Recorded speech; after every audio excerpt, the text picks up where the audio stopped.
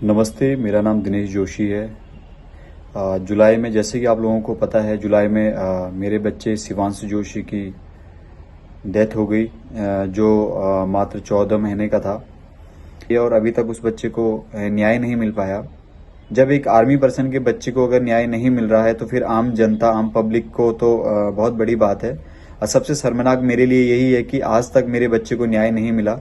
किसी का बच्चा और किसी के पेरेंट्स इस तरीके से ना जाएं, खासकर विदाउट ट्रीटमेंट तो ना जाएं, क्योंकि ऐसी मानसिकता के लोग आगे जो है, अगर सिस्टम के अंदर बने रहेंगे तो ये चीजें होती रहेंगी।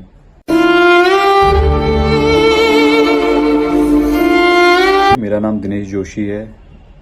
जुलाई में, जैसे कि आप लोगों को पता है, जुलाई में मेरे बच्चे शिवांश जोशी की डेथ हो गई, जो मात्र 14 महीने का था। शिवांश जोशी जो 10 जुलाई को उसकी नॉर्मल सी तबीयत खराब होती है, जिसमें लूज मोशन वगैरह होते हैं उसको मॉर्निंग में, और उसको प्राथमिक स्वास्थ्य केंद्र ग्वालदम के लिए ले जाया जाता है। ग्वालदम से उसको ट्रांसफर किया जाता है बैद्यनाथ हॉस्पिटल के लिए, और बैद्यनाथ से उसको ट्रांसफर किया जाता है बागेश्वर डिस्ट्रिक्ट हॉस्पिटल के लिए, जहाँ पे बागेश्वर डिस्ट्रिक्ट हॉस्पिटल में डॉक्टर्स के द्वारा ट्रीटमेंट उसको नहीं दिया जाता है। वो बच्चा काफ़ी सीरियस कंडीशन में वहाँ पे भेजा जाता है, और विदाउट ट्रीटमेंट उसको रखा जाता है। प्राथमिक उपचार के भरोसे उसको 2-2.5-3 घंटे उसको विदाउट ट्रीटमेंट और ऐसे ही रखा जाता है, जो एम्बुलेंस के इंतजार में वो बच्चा वहीं काफ़ी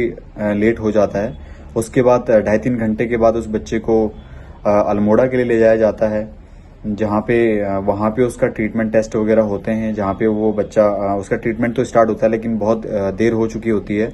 वहाँ से भी वो बच्चा जब रिकवर नहीं होता है तो उसको हल्द्वानी के लिए ट्रांसफ़र किया जाता है, और हल्द्वानी ट्रांसफ़र होने के बाद वो बच्चा 11 तारीख की रात को उसका ब्रेन डेड हो जाता है, और वो ऐसे ही सर्वाइव करता है 3-4 दिन और वेंटिलेटर पर। 3-4 दिन के बाद वो हम सबको छोड़कर चला जाता है, जिसके लिए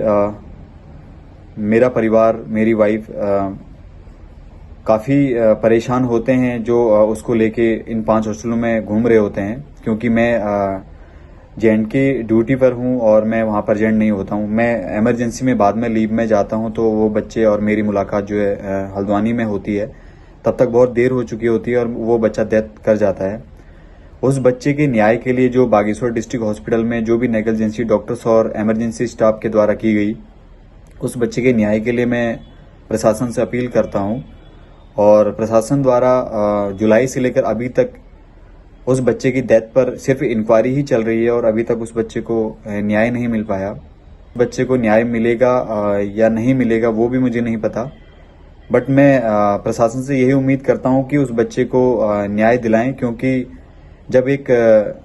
बच्चा जो जुलाई में डेथ किया हुआ और अभी तक उसकी इन्वेस्टिगेशन ही चल रही है, तो ये बहुत बड़ी दुखद बात है मेरे लिए और मेरे परिवार के लिए, कि उस एक बच्चे, एक मासूम बच्चे की डेथ पर भी अभी तक इन्वेस्टिगेशन ही चल रही है, और अभी तक उसमें उन लोगों के ऊपर अभी तक कोई कार्रवाई नहीं की गई है। मैं प्रशासन से अपील करता हूं कि उन लोगों के ऊपर कार्रवाई की जाए, ताकि आगे चल के ऐसे अनावश्यक जो भी डॉक्टर्स ऐसे मानसिकता के हैं किसी भी हॉस्टल में, उनको एक सीख मिले और ऐसे लोग ऐसे सिस्टम के अंदर काम ना करें, ताकि किसी भी परिवार के लोगों को, किसी भी माँ को, किसी भी फादर को ऐसे रोना ना पड़े। क्योंकि मेरा परिवार आज प्रॉब्लम में है, और मेरे परिवार में उस बच्चे की माँ आज भी बीमार है, जिसकी मानसिक स्थिति अभी भी सही नहीं है, और मेरे परिवार में आज भी 3 टाइम का खाना नहीं बनता है। इस कंडीशन को हर कोई नहीं समझ सकता, क्योंकि मैं तो ड्यूटी पे हूँ, मैं अपने घर पे भी प्रेजेंट नहीं हूँ, बट फिर भी मैं प्रशासन से अपील करता हूं कि उस बच्चे को न्याय दिलाएं, क्योंकि उस बच्चे को जब तक न्याय नहीं मिलेगा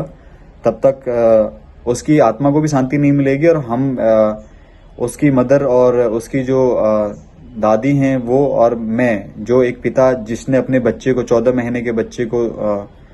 दफनाया है, तो मेरे लिए इन चीज़ों को बताने की, क्योंकि इस चीज़ों को समझना हर किसी के बस में नहीं है, क्योंकि इन चीज़ों को वही समझ सकते हैं जो शायद ही इन चीज़ों से गुजरे हों, या फिर जिनके छोटे बच्चे हों, जिनके साथ कभी लाइफ में ऐसा हुआ हो। तो मैं प्रशासन से अपील करता हूं कि उस बच्चे को न्याय दिलाएं, और अभी तक इस कार्य प्रणाली में क्या हो रहा है जिसकी जानकारी अभी तक किसी भी तरीके से नहीं दी गई है, और इसमें क्या ही होगा उसके बारे में भी जानकारी नहीं है। जब एक आर्मी पर्सन के बच्चे को अगर न्याय नहीं मिल रहा है तो फिर आम जनता, आम पब्लिक को तो बहुत बड़ी बात है। और सबसे शर्मनाक मेरे लिए यही है कि आज तक मेरे बच्चे को न्याय नहीं मिला, जिसके लिए उसकी मदर और घर में जो भी लोग हैं प्रेजेंट, वो उसके न्याय के लिए अभी भी उम्मीद लगा के बैठे हैं कि उस बच्चे को न्याय मिलेगा।